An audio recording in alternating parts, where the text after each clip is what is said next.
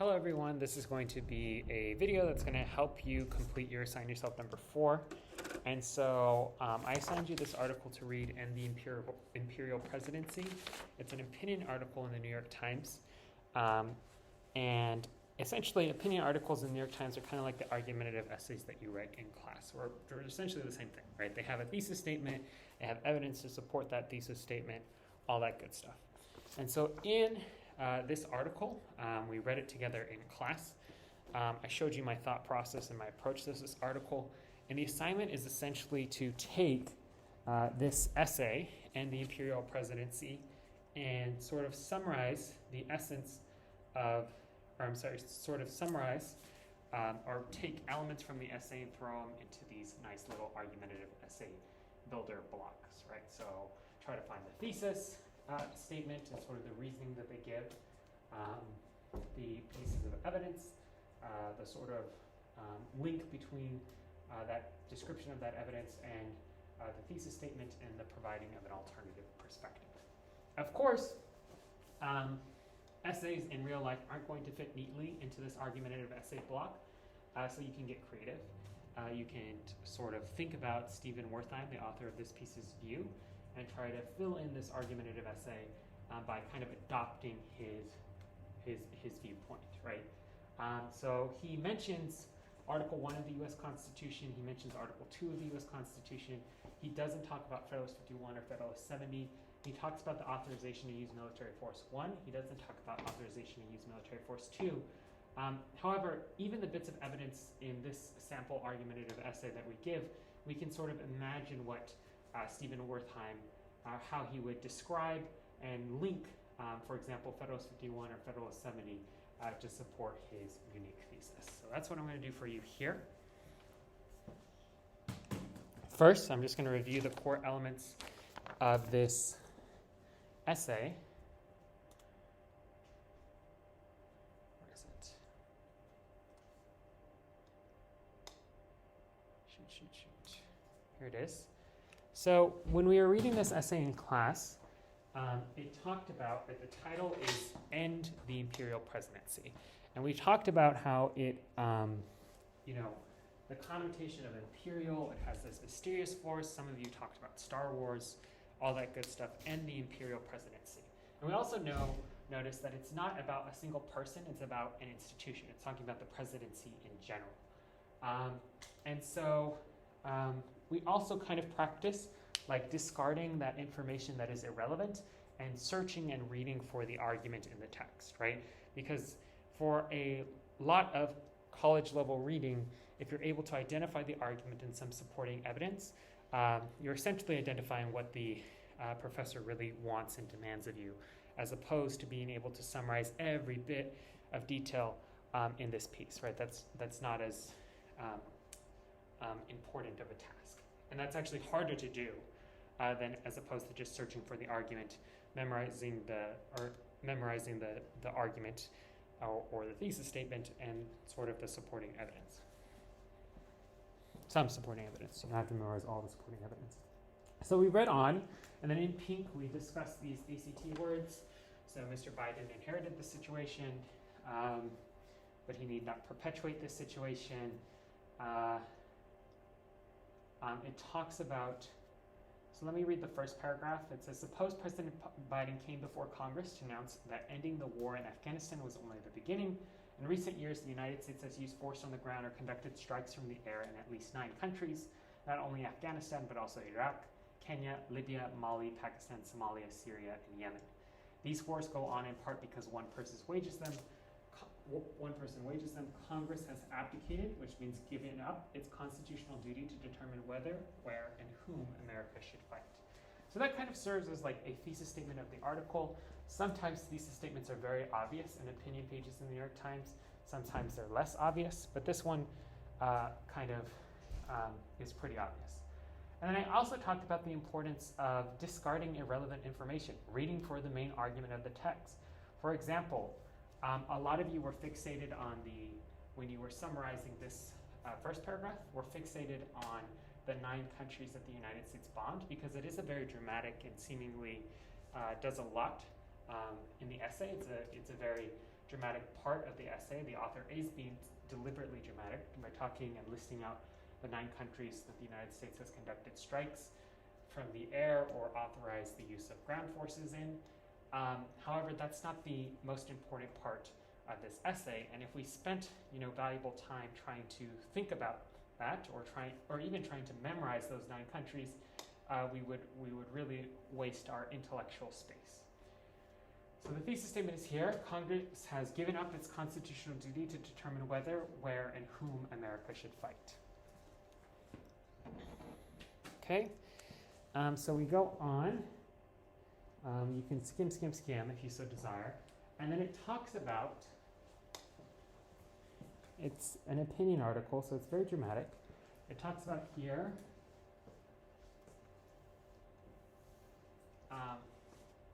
the responsibility to declare war rightly belongs to Congress, and if Congress keeps passing the buck, meaning giving up its responsibility, then Mr. Biden, his successor, or the voting public are to insist that it fulfill its obligations.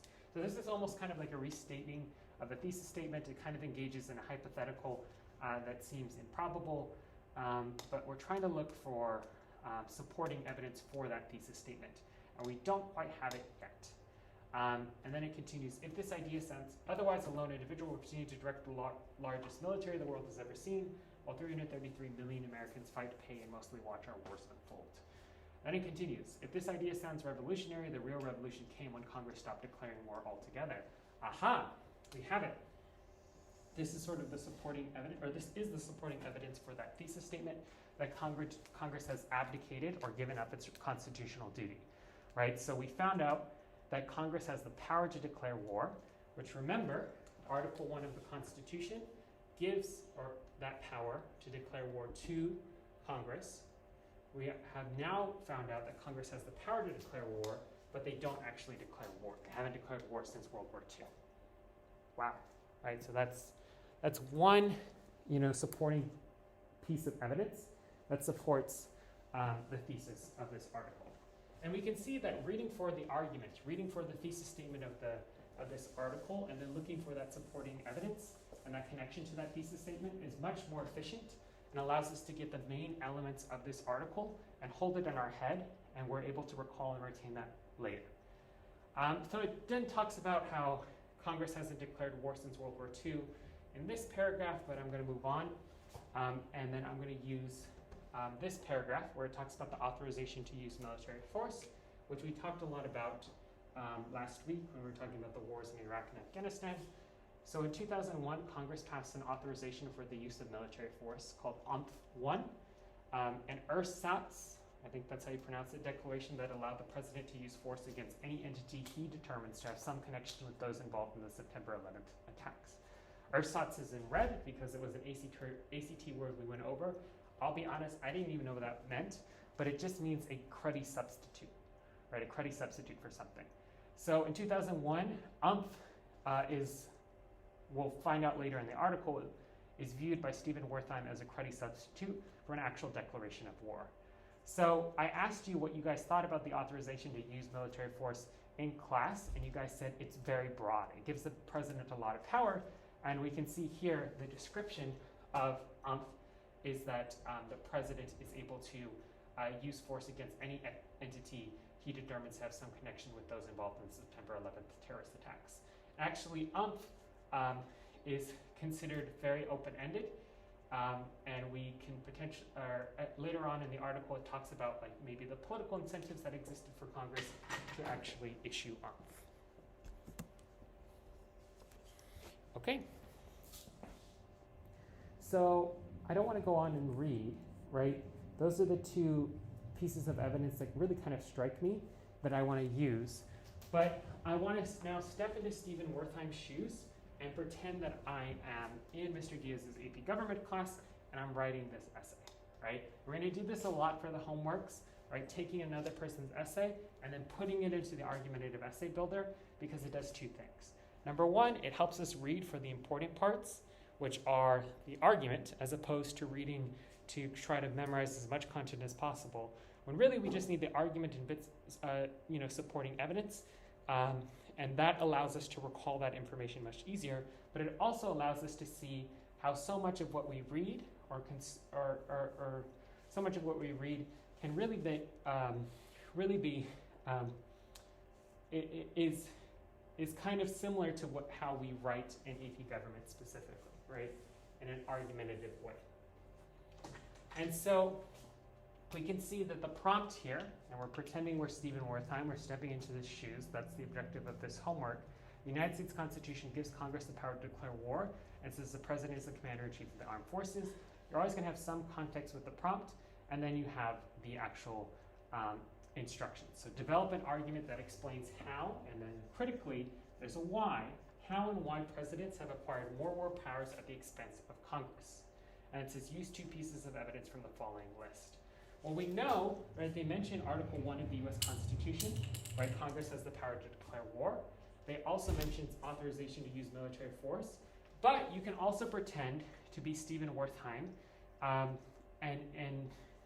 although Federalist 70 and Federalist 51 are not explicitly mentioned, we can sort of put words in Stephen Wertheim's mouth to kind of, and think about how he might use those pieces of evidence and connect them back to his thesis. So I'll show you how to do that. That's a much harder skill, and I challenge some of you to do that for homework. And so first, his thesis statement is pretty simple. It's Congress has given up its responsibility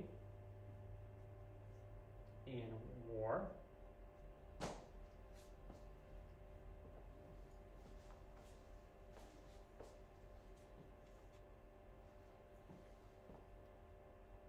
because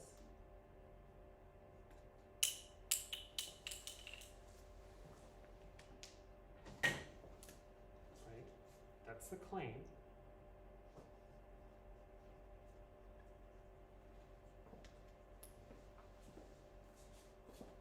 War because, let's think about the claim.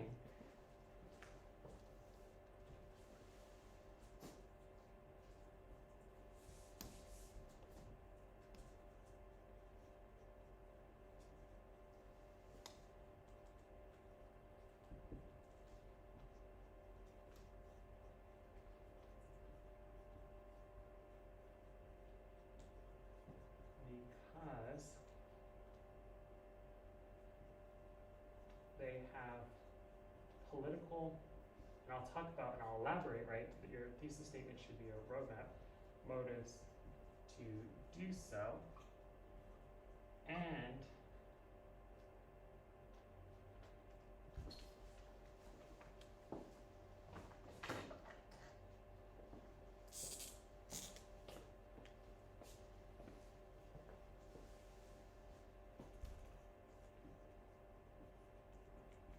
people turn to the president in times of crisis and give them more power. Right? This is kind of an interesting thesis. Looking back, this prompt is kind of awkward and obviously was not the prompt that the New York Times article was addressing. But this is maybe how Stephen Wertheim might address this prompt, right? And see, notice here we have a claim. Congress has given the U.S. or given up its responsibility in war. That's the claim, but you have to have a sort of reason why, right? And that provides a roadmap for your essay. So you start up front with your thesis statement, and now in government, we have other elements that we need to attend to. So specifically, we want to take, and they said that a lot of you found this really easy, right? In government, what we then do is we take those pieces of information, those pieces of evidence that we see, that we have an option to choose from, and we describe them, right? So you can potentially describe Article 1 of the Constitution and describe what it says, right? What does it say that is relevant to this thesis statement? Article 1 of the Constitution. It gives Congress a lot of powers in Article 1, but it says specifically, gives Congress the power to declare war. Now, critically, that alone doesn't support the thesis statement, which I erased because I moved this up. But Congress gave up its responsibility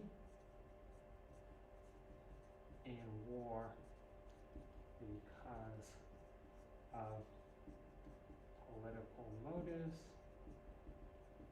and people turned to the president in times of crisis. Right? And so then what we do is we have to provide an explanation of how this description of this evidence actually supports our thesis statement. Right, so although Congress has the power, however, Congress hasn't declared war since World War II. Later on in the essay, it kind of provides a speculation as to why they choose not to do that. And one of the reasons is Congress doesn't want responsibility in case wars go bad, so they stop declaring them. And we see how that, right, this description, right, the thesis gets us one point. The description of the evidence gets us another point. But then the explanation, the linking back to the thesis gets us the third point. Right, and then we have to go and see, we can also talk about Article 2 of the Constitution, the Commander-in-Chief power. We watched a documentary that talked a lot about Article 2 of the Constitution. Well, let's go a different direction. Let's talk about the authorization to use military force. UMF1, right, we provide the description, gave the President of the United States, POTUS, a lot of power to go after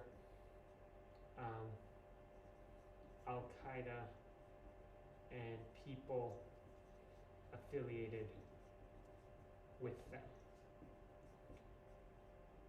Right? That description doesn't have to be spot on. It doesn't have to quote directly from that piece of evidence, but it does have to be, describe the essence of that piece of evidence, right? And that would be one point. You can also talk about how some critics have said that UMF is essentially a blank check that is given to the President of the United States. And then again, you can, elaborate on this point, right? Congress, you can be dramatic, essentially gave the President of the United States a blank check because they didn't want the political responsibility of war, right? They just didn't want it. They didn't want the political responsibilities of war. Specifically, they didn't want,